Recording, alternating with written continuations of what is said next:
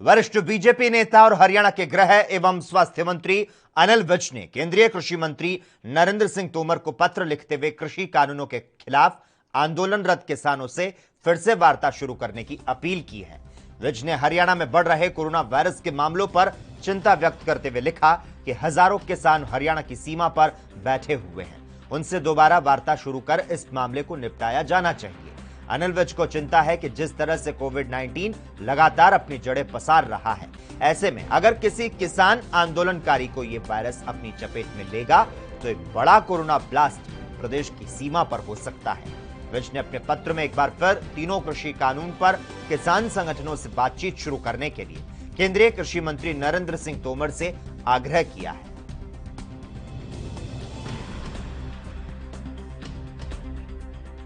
और इस खबर पर ज्यादा जानकारी देने के लिए इस वक्त हमारे साथ हमारे संवाददाता अंकुर कपूर फोन लाइन पर जुड़ चुके हैं। अंकुर, जिस तरह से कोविड-19 के एक बार फिर से बढ़ती रफ्तार के बाद भी 3 कृषि कानूनों के विरोध में दिल्ली की सीमाओं पर किसान जो हैं वे लगातार डटे हुए हैं, और इस बीच अनिल विज को बॉर्डर पर बैठे जो किसान हैं उनकी कहीं ना कहीं चिंता सता रही है। कृषि मंत्री नरेंद्र तोमर को पत्र लिखते हुए अपील की है, क्या कुछ जानकारी इस बाबत? जी बिल्कुल, जो हरियाणा के गृह स्वास्थ्य मंत्री अनिल विज हैं, उन्होंने कृषि जो मंत्री हैं नरेंद्र तोमर, उनको पत्र लिखकर कृषि कानूनों के खिलाफ जो आंदोलन कर रहे हैं किसान, उनके बारे में दोबारा से वार्ता शुरू करने की अपील की है। विज ने कहा है कि हरियाणा में जो कोरोना वायरस है उसके मामले काफी बढ़ते हुए दिख रहे हैं। उन्होंने चिंता व्यक्त करते हुए जो हजारों किसान हैं हरियाणा की सीमा पर बैठे हैं, उनसे दोबारा वार्ता शुरू करने की जो अपील की है। उन्होंने जो कृषि मंत्री नरेंद्र तोमर हैं उनको एक पत्र लिखा है कि दोबारा से किसानों के साथ वार्ता की जानी चाहिए, क्योंकि हरियाणा में जो कोरोना वायरस है वो काफी बढ़ रहा है। और जो अनिल विज है उनको काफी किसानों की चिंता सता रही है कि जिस तरीके से कोरोना वायरस लगातार अपने जो जड़ें पसार रहा है, ऐसे में अगर किसी आंदोलनकारी को यह वायरस अपनी चपेट में लेगा तो इससे एक बड़ा कोरोना ब्लास्ट प्रदेश की सीमा पर हो सकता है। विज ने जो अपने पत्र में एक बार फिर जो 3 कृषि कानून हैं उन पर किसान संगठनों से बातचीत करने के लिए कृषि मंत्री जो नरेंद्र तोमर है उनसे आग्रह किया है कि उनके साथ किसानों के साथ बातचीत करनी चाहिए। जैसे ही विज ने ये बड़ा बयान जारी किया तो उसके तुरंत बाद ही जो कृषि मंत्री नरेंद्र तोमर है उनका भी बयान सामने आया कि सरकार किसानों के साथ बातचीत करने के लिए तैयार है। यह बड़ा बयान कृषि मंत्री नरेंद्र तोमर का सामने आया है। जी लक्ष्मी।